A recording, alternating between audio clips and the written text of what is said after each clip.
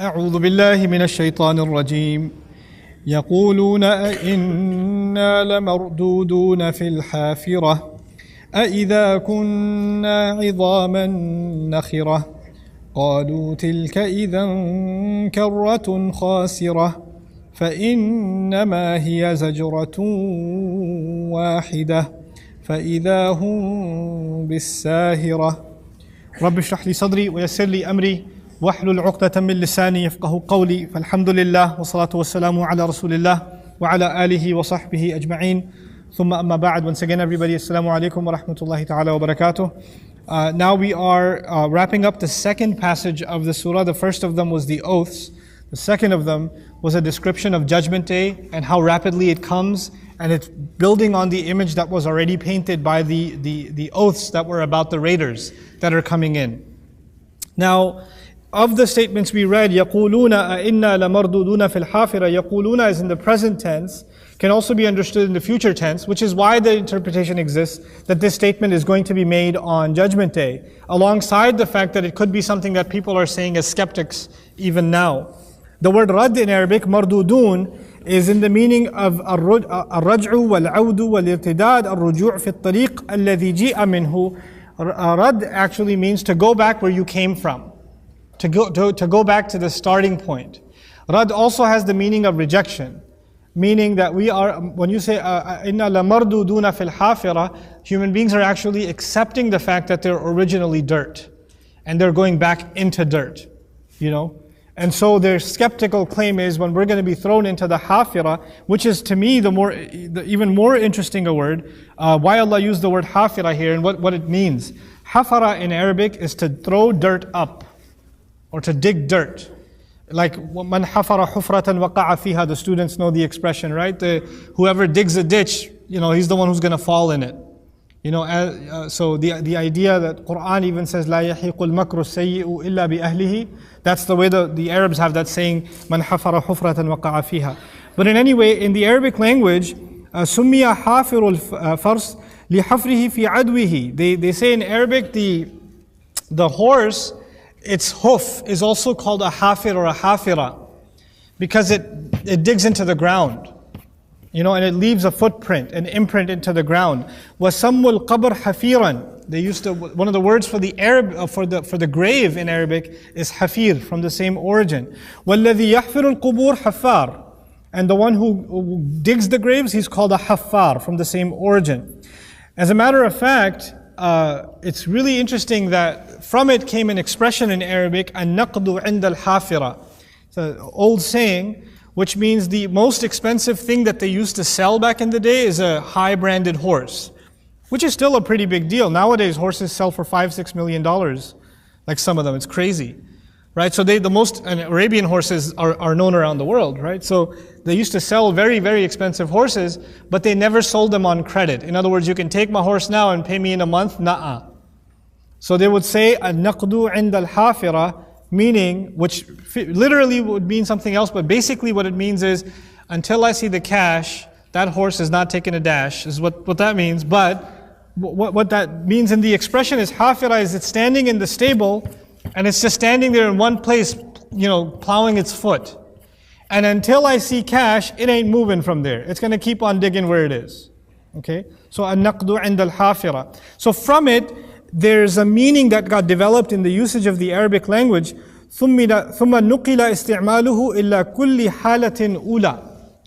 Then its usage became anything that it's in its original state is hafira. So it has two implications. One, of a whole, والأولى أن يستبقى اللفظ دلالته اللغوية على حفرة القبر وعلى الحالة الأولى. It means two things: the ditch of a grave, like from hafir, and the original state.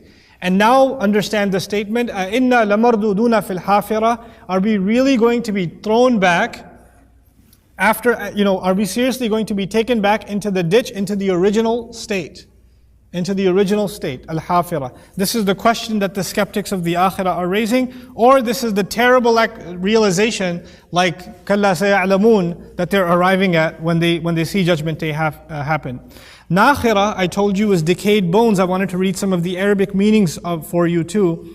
النخر بمعنى البلا or bali. لكن نخرة أبلغ من ناخرة. We say كنا عظاما نخرة when we've decayed into, when we've turned into decayed bones, actually means hollow on the inside. The word nakhir, الصوت ينبعث من شيء أجوف, a sound that comes out of a hollow item. So hollowed in bones, decayed bones. And that's why actually the nose is also called minkhar. One of the Arabic words for the nose is minkhar because the nose is hollow on the inside. Okay? Anyway, I wanted to highlight that because they're suggesting that we are going to be completely decayed and hollow on the inside. This is interesting because we aren't entirely hollow. We're not just made up of bones. There's a ruh Allah put inside, and they don't see that. They just see the physical body, which is something I talked to you about yesterday. And so they're saying when that's gone, what is left of us? There's no reason to think that there's going to be an akhirah. أي إذا كنا عظاما نخرة. قالوا تلك إذا كرة خاسرة. They said, this is then going to be it's a losing return. Literal translation, that is, in that case, that's going to be a losing return. The word qalu, as Bint Shati correctly points out, is an extra verb. You already have يقولون. يقولون أئنا لمردودون في الحافرة أئذا كنا عظاما نخرة تلك إذا كرة خاسرة. وكله مقول القول من فعل يقولون. So all of it goes back to they say. That's already been mentioned. But in this ayah, in the 12th ayah, Allah said again, قالوا. They said, تلك إذن كرة خاسرة. And قالوا is in the past tense. And so it is as though on Judgment Day, they are saying, we were decayed bones. We weren't going to come back. And Allah says, remember when they used to say past tense? That when come on, that's going to happen? Yeah, it'd be pretty bad if that happened. Like Allah is taking let me just again be silly with you. You know, in movies sometimes they take you into a scene from back in the day, like trip down memory lane, and the screen becomes wavy and then it becomes black and white because that was in the past, right? This is a transition in film to take you back in time, right? And that's actually something that in the depiction and the narration of the Quran happens regularly. Like you're talking about something in the future, and all of a sudden you're going back. And these same people that are crying before Allah on Judgment Day, how did our broken bones and decayed bones come back together, are now being taken back and shown a scene where they were standing there saying, seriously? We're going to be raised again? Oh, that's going to be really bad. I'm terrified. تِلْكَ إِذًا كَرَّةٌ خَاسِرَةٌ, man. That's going to be a really loss-filled return. They were making this statement sarcastically, and Allah is making them, in a sense, eat those words now. That's what's happening in this powerful speech. So you see, therefore, there's even sarcasm in the Quran. There's even Allah letting people know this is how they will feel, this is how they will regret the same words that they say. Words have weight before them. And it's not just words have weight. By the way, the statement, تِلْكَ إِذًا كَرَّةٌ خَاسِرَةٌ is true. If in fact there is resurrection, if in fact there is judgment, if in fact there is hell for those who disbelieved, that is a very losing proposition. That second time around you're brought to life, which is what karra means, a second time around, a second chance. When you're raised again, it's a pretty bad losing chance. You're going to be in serious trouble at that time. So the statement in and of itself is true. But a lot of times you say true statements sarcastically. Oh my God, that's so terrible. I sounded like Trump for a second, but anyway. It's terrible, terrible. فَإِنَّمَا هِيَ زَجْرَةٌ وَاحِدَةٌ.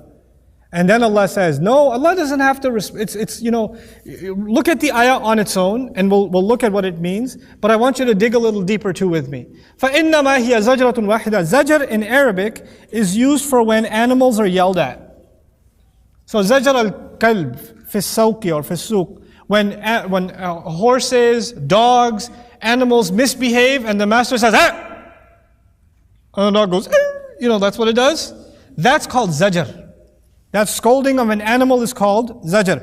And from it you get, when you humiliate people and you scold them and you talk to them like animals and you put them in their place, that's a person who is muzdajar. And that's actually when the messengers of Allah, people would say about them, وَقَالُوا مَجْنُونٌ مُزْدَجِرٌ.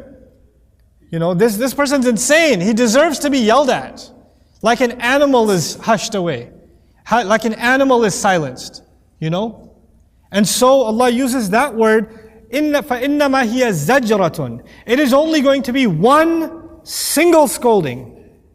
Allah does not have to, argue with these people and their obnoxious claims. Allah doesn't have to respond to every criticism they make, every joke they make. No, Allah just needs one scolding, and that's enough. And the ta is for lil marra, right? So the ta at zajratun, the ta that you hear, is for a one-time thing, something that happens once. Like for example in Arabic, when you say akl, it means eating. But aklatun is a single meal, one single meal, right? Marra or marrun is to pass by. Marratun is a single passing by. Right? So when you add a ta marbuta, it's called masdar marra, something that happens only one time. Okay? Similarly like tamratun or other words, when you add ta marbuta, it becomes one thing. Right? He says zajratun. And so it's already one, but he says zajratun wahidatun. If he says zajratun, it's already wahida. It's already one. But he added, فَإِنَّمَا هِيَ زَجْرَةٌ وَاحِدَةٌ, as if to say, this is the kind of single scolding that shall never have to be repeated again. What he's referring to is the raising of them, إِذَا نُفِخَ فِي الصُّورِ نَفْخَةٌ وَاحِدَةٌ. That scolding through the horn, that scolding will be enough. Everybody will be silenced after that. There's not going to be any attitude left. There's not going to be any defiance left in humanity. And so he says, فَإِنَّمَا هِيَ زَجْرَةٌ وَاحِدَةٌ. It'll just be one call of resurrection, one scolding, a single scolding. And then, فَإِذَا, then all of a sudden, هُمْ بِالسَّاهِرَةِ. All of a sudden they find themselves in the sahira. Sahira means a night in which they can't sleep. Laylatun sahira. فَإِذَا هُمْ بِلَيْلَةٍ سَاهِرَةٍ. The word sahir is an adjective in the Arabic for the word layl, like man sahara al-layal. Sahara al-layali. Right? Man balagha al-ula, sahara al-layali. Or talab al-ula, sahara al-layali. Whoever wants to reach great heights spends nights sleepless. Sahira means the night that doesn't let you sleep. Like what you call a sleepless night? That's sahira. Well, what in the world does that suggest? It means that Judgment Day and the resurrection is not bright, it's dark. That we're in the darkness. That's why we're going to need light on Judgment Day. That's the first thing it means. Also, night is associated with sleep, but this is a night in which there is no sleep whatsoever. Why isn't there any sleep? There were so many interpretations of sahira. Bint Shati mentions them. I won't give you the list. It's a long list of things that were sahira could be in Jahannam, sahira is the field where they will stand, sahira is all these things. She says go back to the language. It's not used like this anywhere else. It's used in the Quran in this particular way. Go to the word that the Arabs used to think about when they heard the word sahira. Not what you think after Islam, what the people thought before Islam when they first heard it. And she argues sahira is a night when you're terrified and you can't sleep. By the way, the painting that was painted in the surah, you'll notice each one of these surahs is very picturesque, right? The painting was people were sleeping and then they got raided. Wasn't it? And when you get raided, what can't happen anymore? You can't sleep. We're like, oh, is there another wave? Is there another wave coming? Is there another radifa on the way? And so they're going to be standing there, just like the people who've been raided, in shock, and they're going to be in a sleepless night. They're going to find themselves in a sahira. It's actually playing off of the image that's already been painted of the people that were raided. Because on Judgment Day, the criminals shall be raided. And they'll be anticipating, where's the attack coming from? I can't sleep tonight. When they know that the judgment is coming or the enemy is coming after them, and they know it's coming, but they don't know which direction it's coming from. And it's a nervous night of standing guard, and you're just in shock the entire time. This is فَإِذَا هُمْ بِالسَّاهِرَةِ. And from here, where we go is one of the most beautiful transitions in the Quran. Quran does not go from one subject to another without an agenda, without a purpose. I've tried to illustrate that to you multiple times. So far, it was about the shock of Judgment Day compared with the shock of being raided by looters. All of a sudden, from there, we end up in a place that you didn't expect at all. Part of the signature style of the Quran. What is it? هَلْ أَتَاكَ حَدِيثُ مُوسَى? Did the news of Musa ever reach you? إِذْ نَادَاهُ رَبُّهُ بِالْوَادِ الْمُقَدَّسِ طُوَى. When his master called him in the sacred valley, Tuwa, and Tuwa I'll explain a little later. اذهب إلى فرعون إنه طغى, saying to him, go to the Pharaoh, he has rebelled. فقل هل لك إلى أن تزكى, and go say to him, would you consider for yourself maybe some road to redemption? Maybe you want to better yourself as a person. Maybe you want to grow out of the darkness you're in. improve yourself and become purified. وَأَهْدِيَكَ إِلَىٰ رَبِّكَ فَتَخْشَى. Maybe, or perhaps I can guide you towards your master. Maybe you'll become fearful of God too. فَأَرَاهُ الْآيَةَ الْكُبْرَى. Thereafter, after giving him that message, he showed him the ultimate sign, الْآيَةَ الْكُبْرَى. فَكَذَّبَ وَعَصَى. So he called it all a lie. Hey baby, stop it. It's bothering me. Yeah, that one. Yeah, the cute one. Okay. فَكَذَّبَ وَعَصَى. I mentioned the staff and somebody started, but it's not the other, it's the other asa. So he called it all a lie and he disobeyed, meaning he disobeyed Musa alayhi salam. ثُمَّ أَدْبَرَ يَسْعَى. Then he turned his back and made all kinds of efforts. فَحَشَرَ فَنَادَى. Then he gathered, meaning he gathered his entire society, legions of people in front of him, stood on the balcony of his castle and declared, فَقَالَ أَنَا رَبُّكُمُ الْأَعْلَى. Then he said, I am your most supreme master. I am your most supreme God. أَنَا رَبُّكُمُ الْأَعْلَى. فَأَخَذَهُ اللَّهُ نَكَالَ الْآخِرَةِ وَالْأُولَى. Then Allah made him into a warning, into a lesson that people will take heed from for those who will come at the end of times and even the earliest generations. إِنَّ فِي ذَلِكَ لَعِبْرَةً لِمَنْ يَخْشَى. No doubt about it, in all of that, there's a powerful, moving lesson for anybody who has fear. This passage was the story of Musa in summary, isn't it? What is it doing here in the description of Judgment Day? Let me help you first understand this connection, then we'll go ayah by ayah. So like I told you my method, I gave you a brief translation to tell you what the passage is about. Now we try to understand how it's connected, and then we go into it ayah by ayah. So that's the step-by-step process. So the thing here is that the Day of Judgment is when Allah will send His angels. And the angels will stand as armies to deliver the punishment against the people. The earth will rebel against the criminals. It will have rajifa, and there will be another wave. All of that horrible stuff is going to happen. You can't avoid it. Except, before Allah sends armies of angels to punish humanity and judge them, Allah sends them messengers lovingly, mercifully, kindly, to give them that message softly so they don't land themselves in trouble on Judgment Day. Let me just give you an appreciation of what's being said. You guys don't watch movies, so I always have to refer to things that, because you're religious people, you live in Frisco. So here's the thing. You've got this movie. I'm not going to tell you which one because I made it up. There's a movie, and there's this army that is about to attack a village. And one guy from the village comes out, just unarmed, stands in front of this army and says, if you know what's good for you, you'll turn around, repent, and from now on you'll give charity to those people you are about to raid and kill.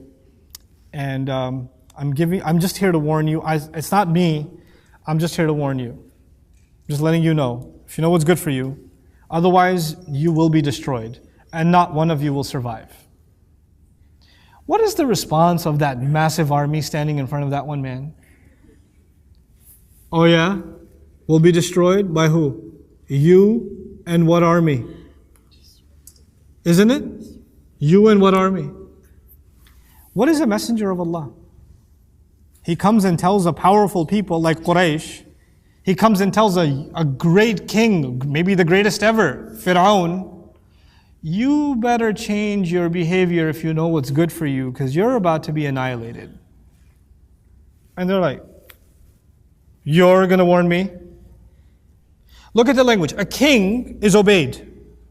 A king is obeyed. And a king does not, you don't say about a king disobeyed. You don't say that. What does Allah say about Fir'aun? فَكَذَّبَ وَعَصَى. He called it a lie and he disobeyed. If you're saying Fir'aun disobeyed, it's like you're saying he's not a king, there's a king above him who he disobeyed. That's the language that's being used. Messengers come without armies. Messengers come without force. They just come with a message. But their armies are legions upon legions upon legions of angels, who you better take heed from. Their armies are in the unseen, who you better take heed from. There used to be 2 levels of warnings, now there's only 1 left. 2 levels used to be, in the messenger's own lifetime, these people will be destroyed. Now that destruction is gone. But the other one is still there. Judgment Day is coming, and those legions of angels are still waiting for you. They're still going to come and judge you. take that warning seriously.